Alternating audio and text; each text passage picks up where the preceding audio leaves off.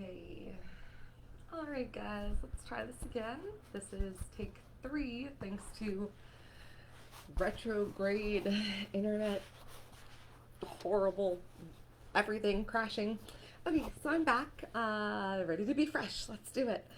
This is chapter 25 of my book, Finding Starlight. This is an unpublished story of my life. It is a true story told through the lens of a past life regression session.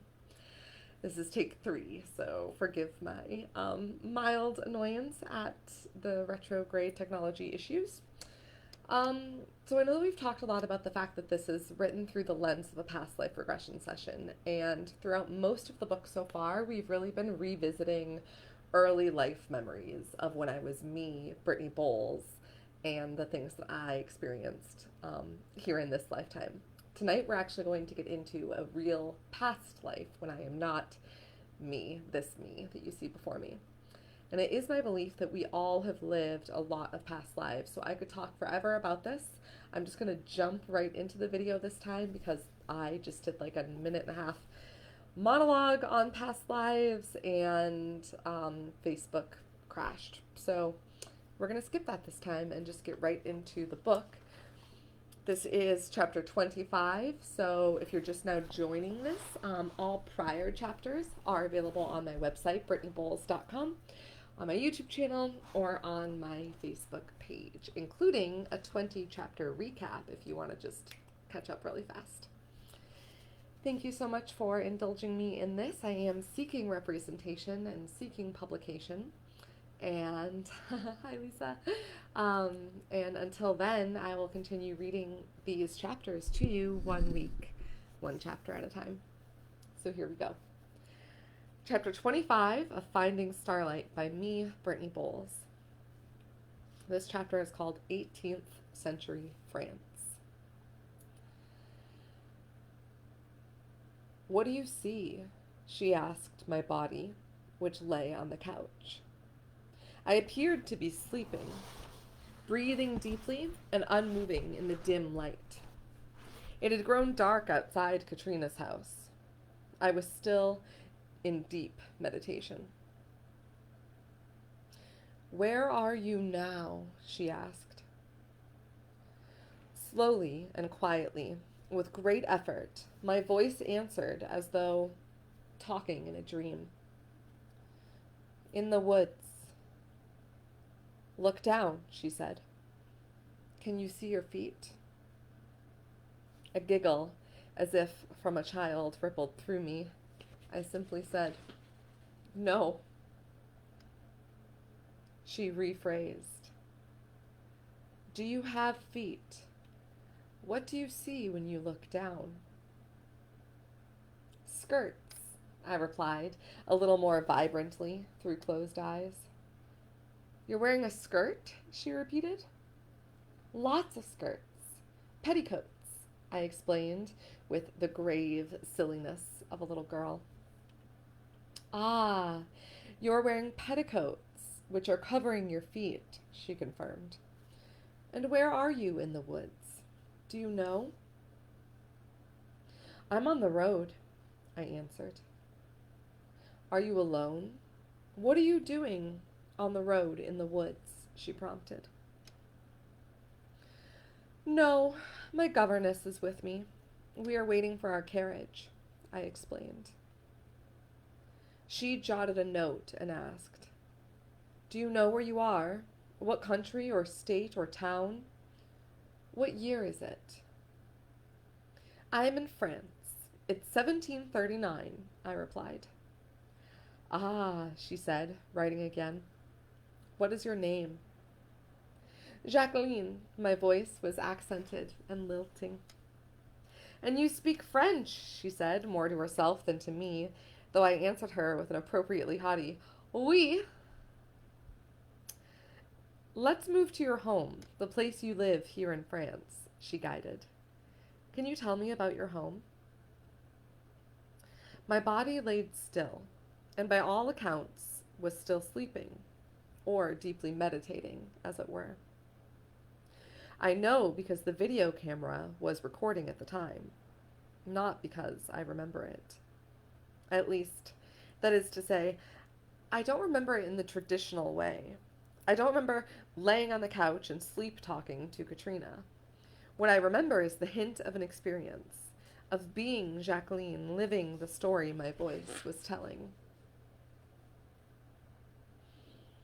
The home, a French countryside manor, was made of stone. The hall was huge and welcoming. Fireplaces throughout kept us warm in the cooler months, while windows let in the light and breeze.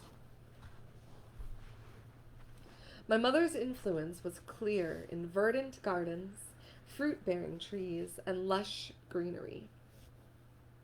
Her workspace, a small cottage behind the house, smelled of herbs, flowers, and spices. Servants were part of the family, bustling about the yard with a friendly word for each other and a brisk one for mischievous chickens and cats. It was peaceful. It was a peaceful, strong home and full of joy. What does your father do? Katrina, in the present time, asked. He works for the king, I answered, a touch grumpily. He's a lord. He travels a lot under orders, so we haven't seen him much this year. I don't like the king. He is trying to capture people like my mother. He can't know about her gifts, her magic. My father is tasked with hunting people, but the king doesn't know that he's really helping them get away, helping them go into hiding. He would be killed if the king found out what he was doing. People like your mother. She was intrigued. What kind of person is your mother? She is loved by the people. She's very beautiful. She plays piano. She takes care of her people, healing and counseling them. They trust her because she's so wise and loving. She has magic. The people of the village revere her. They come to her for all sorts of things, for cures when they are sick or charms to make their lives better. She teaches me about magic, I answered. How does she teach you about magic? Katrina asked. She tells me bedtime stories, I said. Ah, she replied. Will you tell me one of those stories? A little girl is walking through the woods on a bright, sunshiny day. There are berries and walnuts all around that she is picking up and eating. Suddenly, a bird flies down and perches on the tip of her finger. Mama says, if you put your forehead on the little birdie's forehead, you'll know the words to her song. And then she says, a squirrel walks up to the girl and the bird. The girl gives the squirrel a walnut, so he will run up her leg and tickle her. She always says, if the little girl is kind to all animals, they will tell her secrets that will make her smile. And as the girl walks through the woods, giving away her berries and walnuts to the animals, that is how she learns magic, how she learns charms. She can learn charms to cheer people up when they are sad, make them well when they are sick, comfort them when they are dying, or how to hide from men who hunt them. She says, as long as you remember to give your nuts and berries away to the animals, you will always be happy. The animals are your friends. Did you do that? Katrina gently asked. No, I replied. I'm not allowed to walk in the woods by myself. She chuckled and made a note, and then continued leading me deeper into the memory. What else did your mother teach you? She taught me about plants like elderberries, which are used to help pregnant women.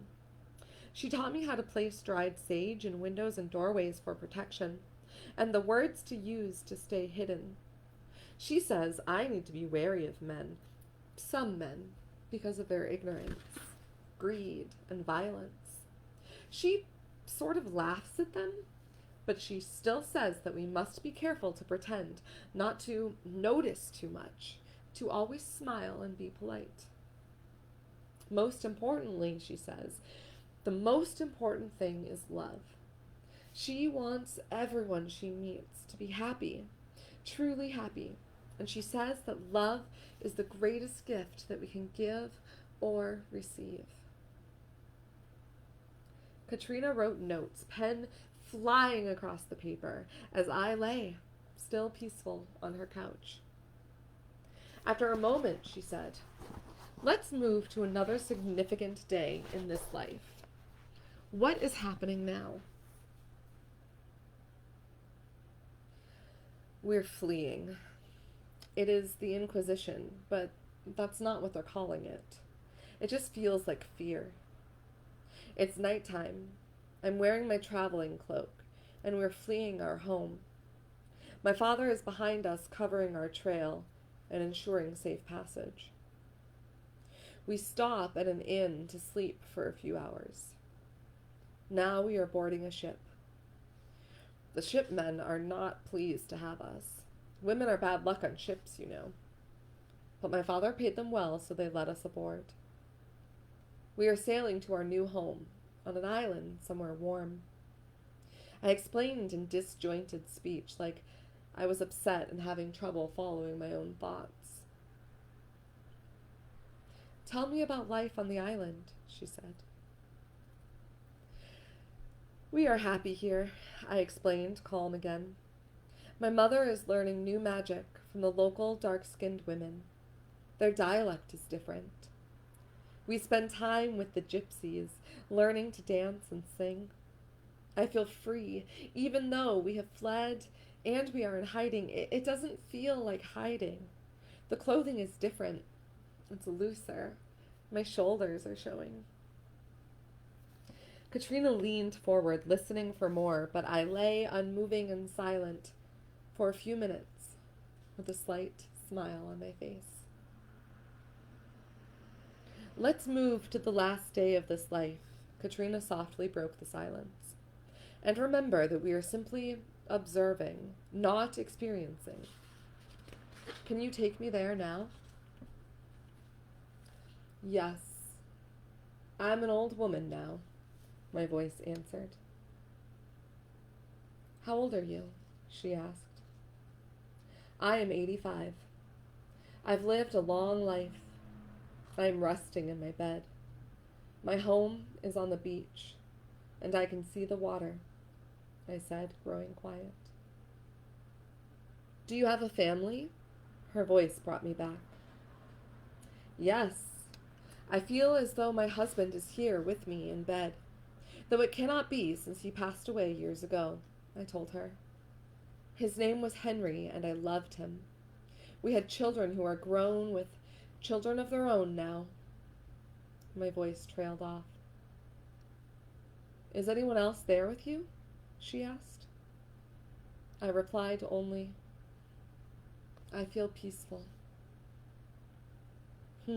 She breathed, giving me space to feel. And then she asked, "So what happens on this last day of your life?" A soft sigh prefaced my answer. I smile and relax, and then I paused a long while before adding, "I feel my full face, tan and leathered. My hair is done up simply, and I know that I have lived well. It was a good life."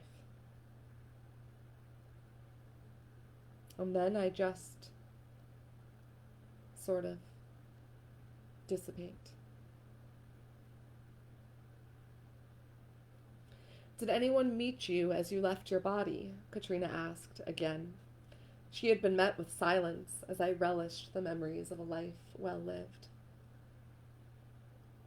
"When your spirit left your body on the Isle of France, when that life ended, who met you on the other side?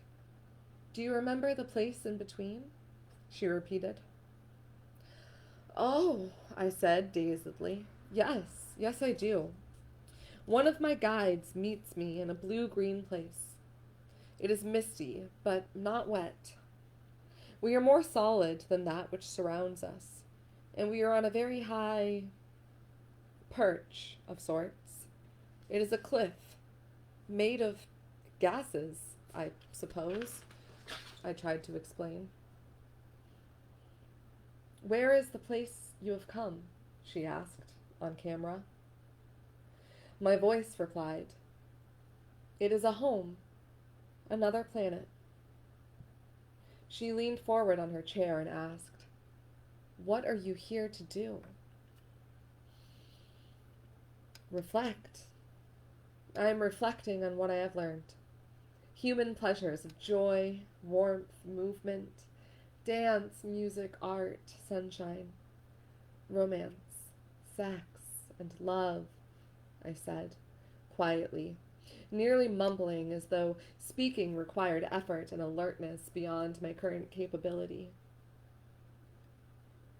Is there anything else significant that would be useful for you to know? She asked. I feel a burden, a sense of responsibility.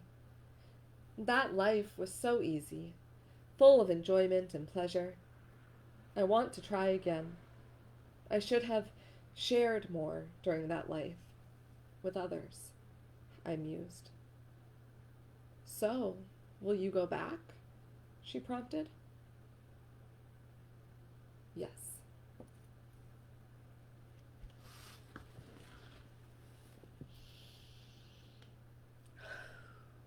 And that concludes chapter 25 of Finding Starlight by me, Brittany Bowles.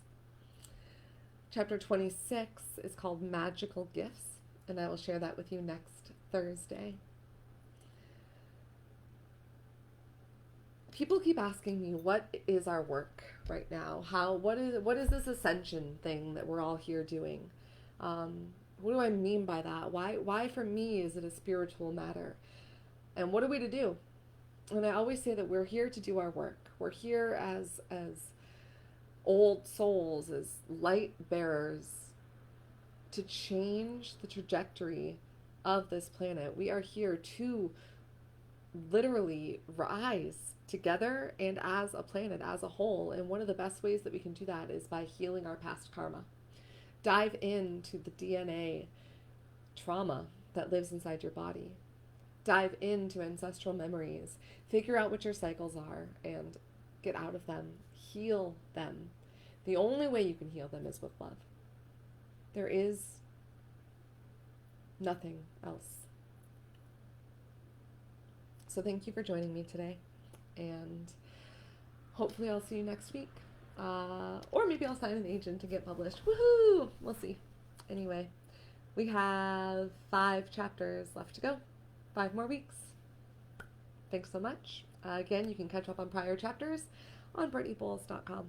Until then, namaste. And may you be well out there.